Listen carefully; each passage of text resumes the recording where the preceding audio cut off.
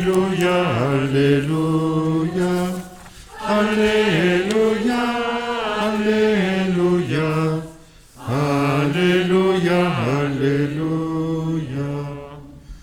Notre Pâque immolée, c'est le Christ. Célébrons la fête dans le Seigneur. Alléluia, Alléluia, Alléluia, Alléluia, Alléluia, Alléluia, Alléluia. Le Seigneur soit avec vous.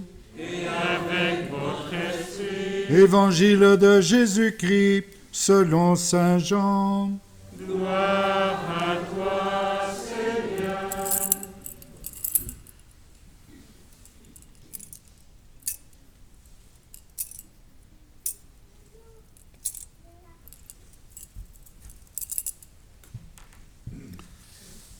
Le premier jour de la semaine, Marie-Madeleine se rend au tombeau de grand matin.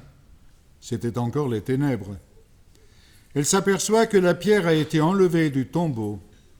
Elle court donc trouver Simon-Pierre et l'autre disciple, celui que Jésus aimait, et elle leur dit : « On a enlevé le Seigneur de son tombeau et nous ne savons pas où on l'a déposé. » Pierre partit donc avec l'autre disciple pour se rendre au tombeau. Ils couraient tous les deux ensemble, mais l'autre disciple courut plus vite que Pierre et arriva le premier au tombeau. En se penchant, il s'aperçoit que les linges sont posés à plat. Cependant, il n'entre pas. Simon-Pierre, qui le suivait, arrive à son tour. Il entre dans le tombeau, il aperçoit les linges posés à plat, ainsi que le suaire qui avait entouré la tête de Jésus, non pas posé avec les linges, mais roulé à part à sa place. C'est alors qu'entra l'autre disciple, lui qui était arrivé le premier au tombeau. Il vit et il crut. Jusque-là, en effet, les disciples n'avaient pas compris que, selon l'Écriture, il fallait que Jésus ressuscite d'entre les morts. Acclamons la parole de Dieu. Louange à toi, Seigneur Jésus.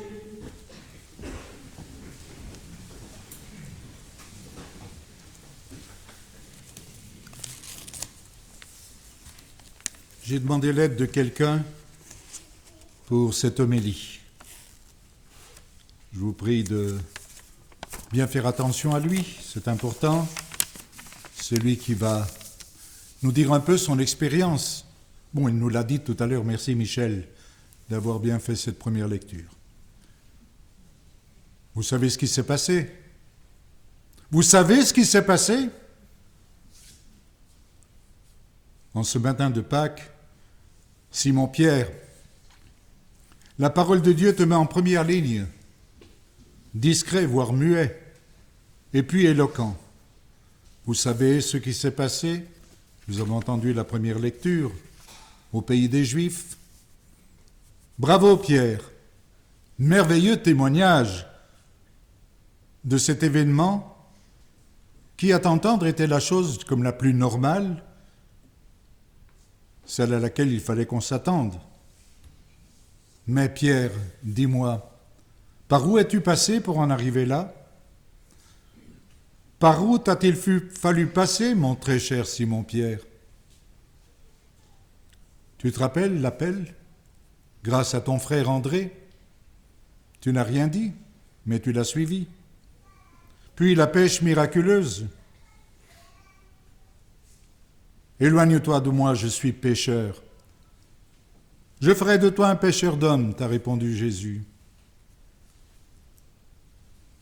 Fais que j'aille sur toi en marchant sur l'eau. Et tu y vas. Sauve-moi! Je suis en train de me noyer. Tu es le Fils de Dieu vivant, le Christ. Bienheureux es-tu, Simon, fils de Jonas, car ce n'est pas la chair et le sang qui t'ont révélé cela, mais mon Père qui est aux cieux.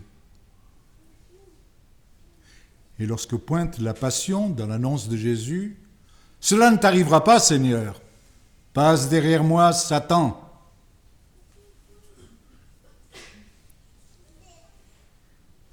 Quand il s'agit de lui laver les pieds, tu ne me laveras pas les pieds à moi, jamais.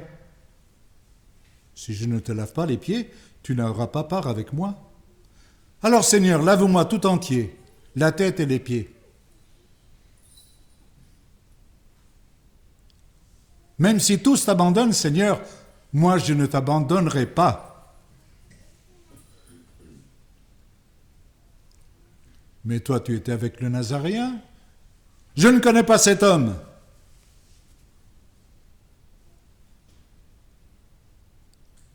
Et pourtant, au matin de Pâques, quelle perplexité, muet d'étonnement et de honte mêlée d'une profonde joie reconnaissante en ce matin du nouveau jour.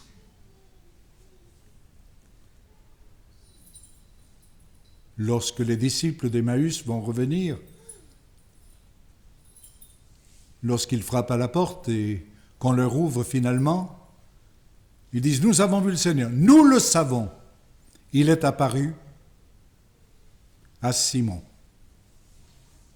Jésus avait dit « Quand tu seras revenu, confirme tes frères. »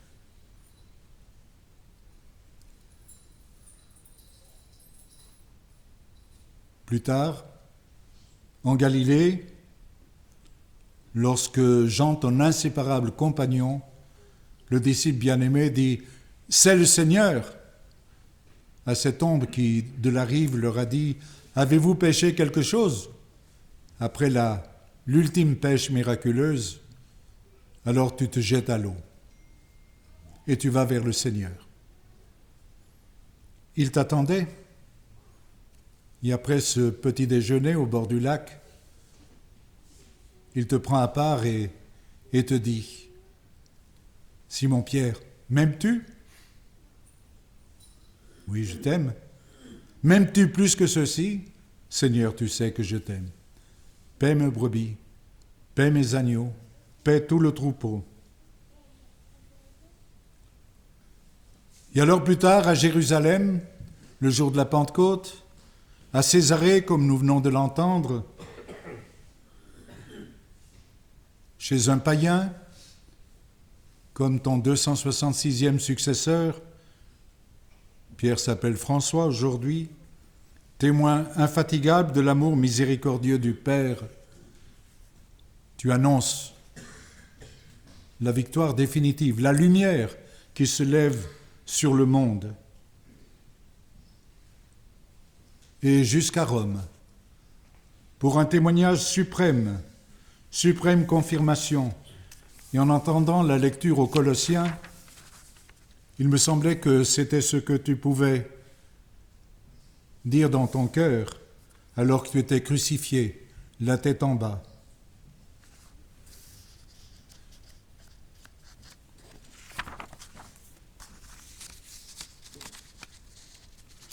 Les yeux tournés vers le ciel.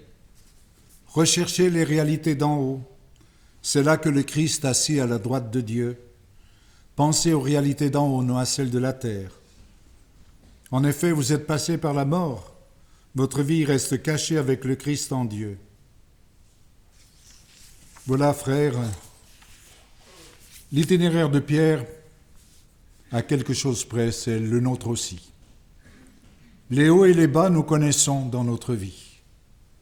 Des moments de grande ferveur, de grand enthousiasme à la suite de Jésus, des moments aussi de faiblesse, de lâcheté peut-être, d'hésitation en tout cas, mais le Seigneur est fidèle. Son regard est posé sur nous comme sur Pierre et nous appelle à être ses témoins. Et il arrive un jour, Dieu veuille que ce soit le plus tôt possible, où nous pourrons, comme Pierre, être des témoins de cet événement unique et définitif qui a changé nos vies, qui a changé le cours de l'histoire du monde. Le Christ est ressuscité, il est vivant à jamais, il est au milieu de nous. C'est lui que nous célébrons aujourd'hui, c'est lui que, à chaque Eucharistie, nous recevons. Nous ne recevons pas un peu de pain, ni un peu de vin, ni même un morceau du Christ en croix. Nous recevons le Christ ressuscité, c'est le vivant.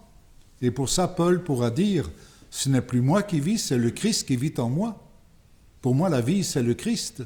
Que nous puissions le dire en vérité, en parole et dans toute notre vie, dans nos regards, dans nos gestes, dans nos attentions, dans tout ce que nous sommes. Alléluia.